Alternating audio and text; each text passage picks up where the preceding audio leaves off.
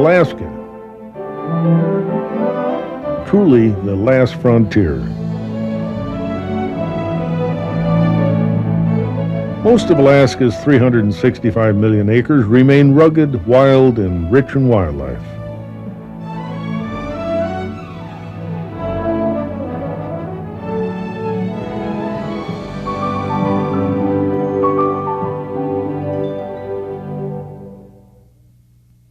For millennia, the pursuit and use of wild animals has been an important part of life in the far north.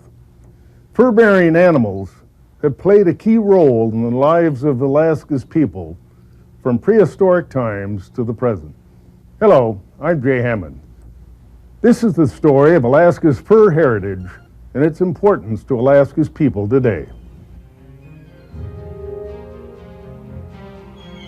For thousands of years, Alaska was home only to native people, many of whom had immigrated to Alaska from Siberia across the Bering Land Bridge.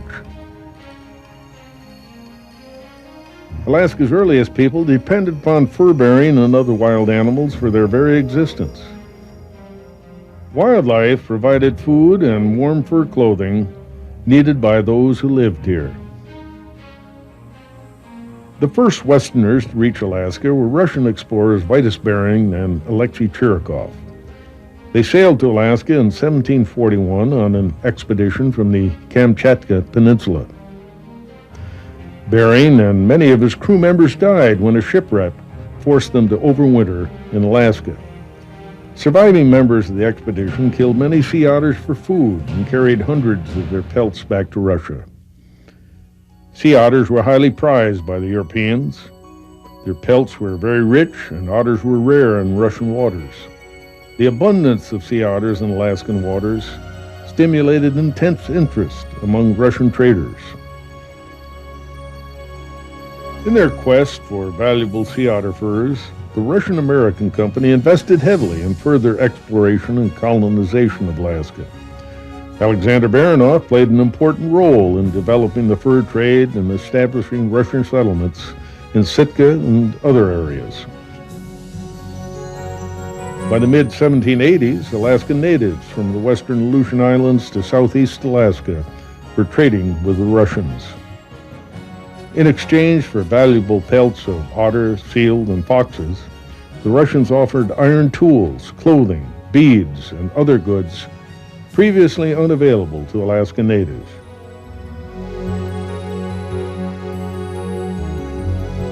By the late 1700s, the profits from Alaskan furs had attracted traders from other countries such as Spain, England, France, and America. In 1847, the Hudson Bay Company from England established a trading post at Fort Yukon in defiance of Russian rule. The Hudson Bay Company got valuable marten and beaver pelts from Alaska's interior Indians. However, on October 18, 1867, foreign claims to Alaska were ended. On that day, the United States purchased all Russian interests in Alaska for just over $7 million. Alaska's rich fur-bearer resources had not only helped support its first native inhabitants and attracted Western exploration and development, they ultimately led to Alaska becoming a United States territory. Fur harvests continued to play an important role in the new territory's economy and way of life. In the early 1900s, many gold miners attracted to the Alaskan gold fields turned to fur trapping when mining activities froze to a halt each winter. For many of these early so-called sourdoughs, fur trapping proved far more profitable than gold mining. During the 1920s, the fur industry boomed in Alaska, but the importance of that industry was even greater during the 1930s Depression era. For many Alaskan families living through the Great Depression, income from trapping meant the difference between poverty and being able to purchase the basic necessities of life.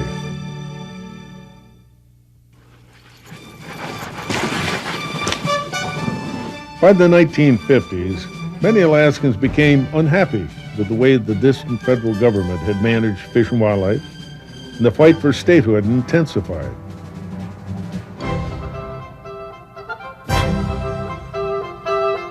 In 1959, Alaska became the 49th state. Alaskans can now manage their own natural resources.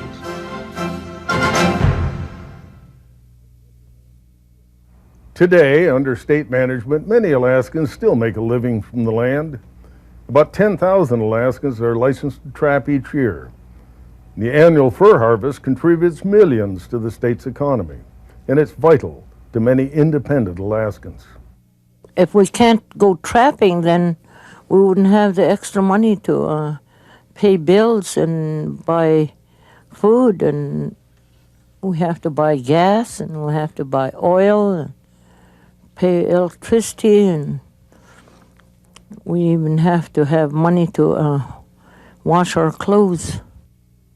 It's the only way we can make any money in the wintertime. We make crafts in the summertime and odd jobs, but that's basically the only way to make money in the wintertime. There's the financial aspect again. People need to make money one way or another. There are very few jobs available out in rural Alaska, and trapping is one way to bring needed income. In the early years, I fed my family for a good number of years off the trapline income. And I always did some work during the summer, firefighting, construction, whatever I was able to do. But for eight months of the year, 9 months of the year, there was no other possibility for income. And even a few hundred or a few $1,000s was extremely, extremely important to us. And it's that way yet today in the villages. There is no opportunity in most of rural Alaska for income. And so the only possibility is to produce something from the land. And that something from the land, most likely, the only alternative is going to be for the furs. But even beyond this, trapping allows many individual Alaskans to pursue their traditional ways with pride and dignity.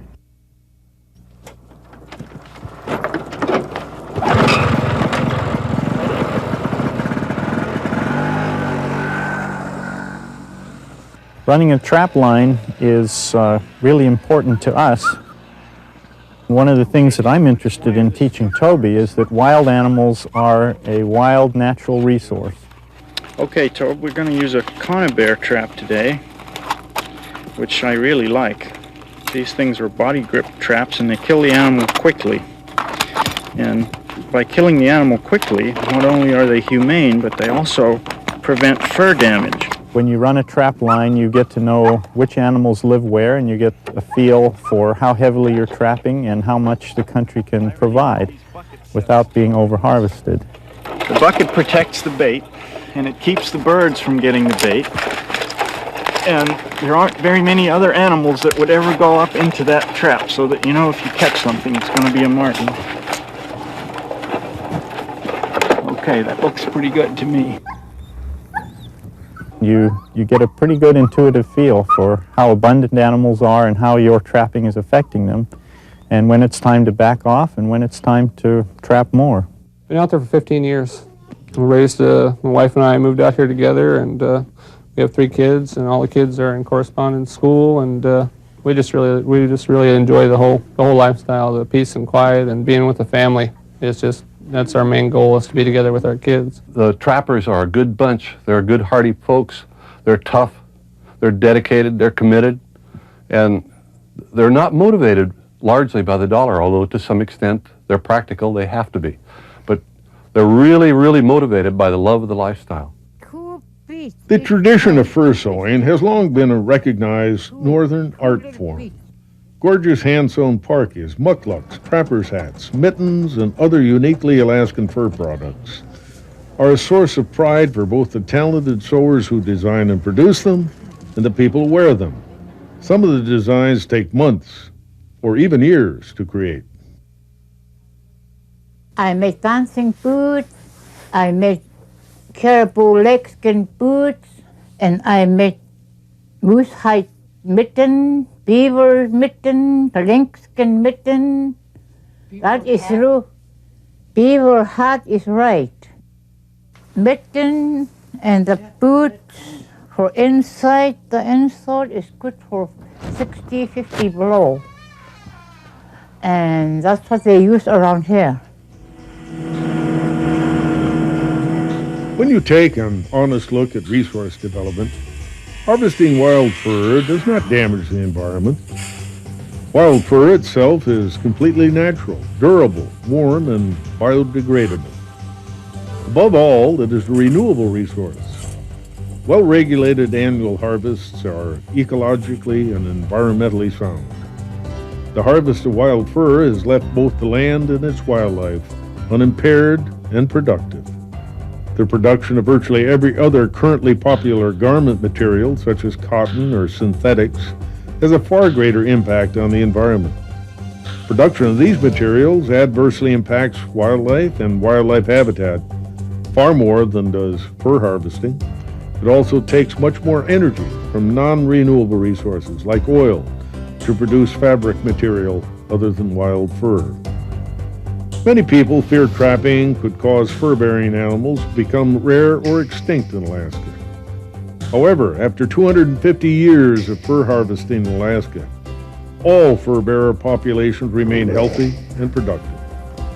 No species of Alaska fur-bearer is threatened or endangered.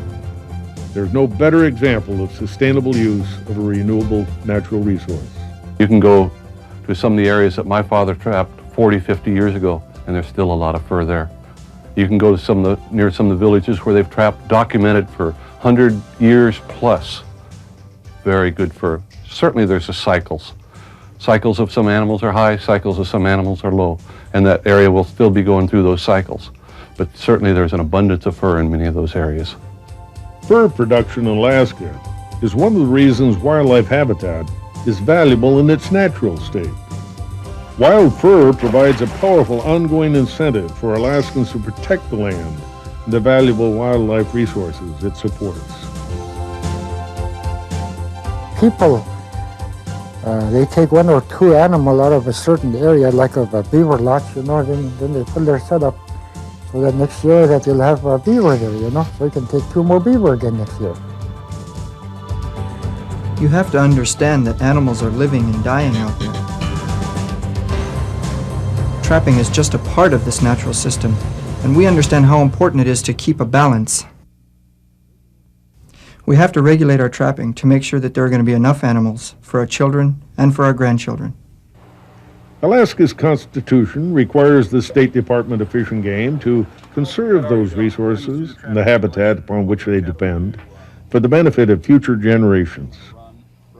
To keep fur-bearer populations healthy and productive, state biologists work closely with trappers and fur buyers, major landowners, and the Alaska Board of Game, which sets trapping regulations.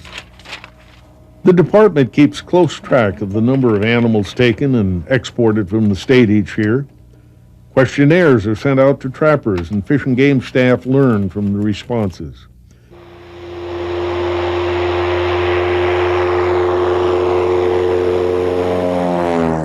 Biologists carry out research programs on fur bearers and fly surveys to monitor fur bearer population trends.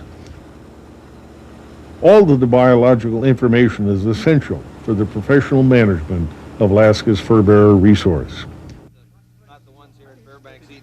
State biologists also work closely with trappers to help put on trapping workshops, teaching practical and humane trapline skills and conservation practices. In turn, trappers provide state biologists with biological samples and valuable local information about fur bearer populations to help with the professional management of fur bearers. The trappers have been real cooperative in providing us with carcasses over the years. We get a lot of information about the animal that we look at when we necropsy them.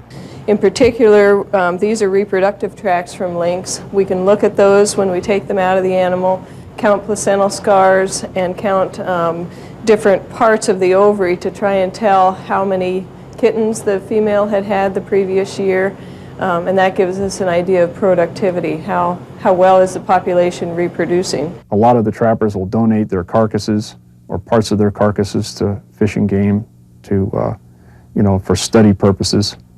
And the state here has a questionnaire that they mail to a lot of the trappers to get sort of an idea of increases, decreases in fur populations. They have a lot of insight to it. They have a lot of insight. They certainly do need to be part of the process of managing wildlife here. To those who would prohibit trapping and hunting, remember, it's trappers and hunters in the field who are among the first to detect wildlife declines, protest abuses to habitat, and demand adequate protection to assure healthy resources. They also almost single-handedly finance wildlife research and management. Many armchair biologists would compel them to hang up forever their guns and traps. But paradoxically, such action could have devastating impact upon a resource which then would have lost the involved support of those most ardently concerned with its well-being. Think about it. Italian champion. Each year, Alaskans turn out by the thousands to celebrate Alaska's fur heritage at the Anchorage Fur Rendezvous, or Fur Rondi as it is called. Held every February for the last 60 years, Fur Rondi is a week-long series of Alaskan events ranging from the Trapper's Ball to sled dog races. Fur auctions and craft fairs feature some of Alaska's very best fur products. Many proudly wear their finest fur parkas, hats, and mukluks at Fur Rondi. One can find some of the finest fur garments available anywhere in Alaska's fur salons. Alaska's family furriers are among the most talented in the world, and given the superb quality of Alaskan furs, their creations are equally at home in the world of high fashion or in small rural villages, and no wonder. And it's extremely warm. The natives were not wrong in designing the fur hats and the parkas, because we've never found anything to improve upon them.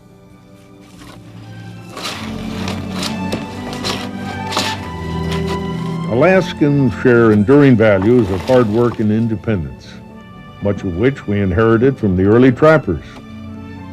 This spirit of self-sufficiency and reliance on the land has shaped Alaska's character and must serve as a foundation for our future. Our future economy must include a diversity of environmentally sound value-added industries based on renewable resources. The fur industry has proved to be just such an enterprise, one that is compatible with protecting Alaska's wildlife and the hardy people of the North who depend on them. I've been trapping most years, since I retired about 18 years ago, more seriously, but not necessarily for money, but because it is a kind of a spiritual sort of thing, I guess you would say. It's something you do because you enjoy it a great deal, and it's a renewable resource. The product is very beautiful, and it's a great deal of satisfaction to me. We're careful when we're out there. We're careful about animals and careful how we act out there, what we say, and you know, this is serious because it includes your religion and the Great Spirit and your language, you know, out there. As part of the whole, just like one big package, you know. That's how you keep the land from being ruined. The native people tend to be very traditional. They trap much the same as they did when Grandpa showed them how, or their dad showed them how, or their mother showed them how. They go on because that's what we've always done. And they trap on because it's our tradition, and this is our way of life. And they eat the beaver and the muskrat, sometimes the lynx and so on, and it's just our way of life. And they value that, and they have a high regard for that old lifestyle, and it's to be admired.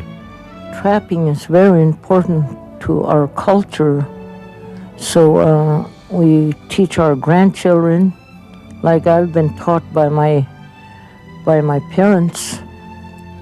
And when I was growing up, we just live out in the woods, and my father trapped, and that's the only way he could feed us 9 children, and that's how it is. And still today, when you go out to the village, you'll see, what are you? I'm a trapper, you know, and that just to say that, they're proud. Alaskans should be proud of our fur heritage.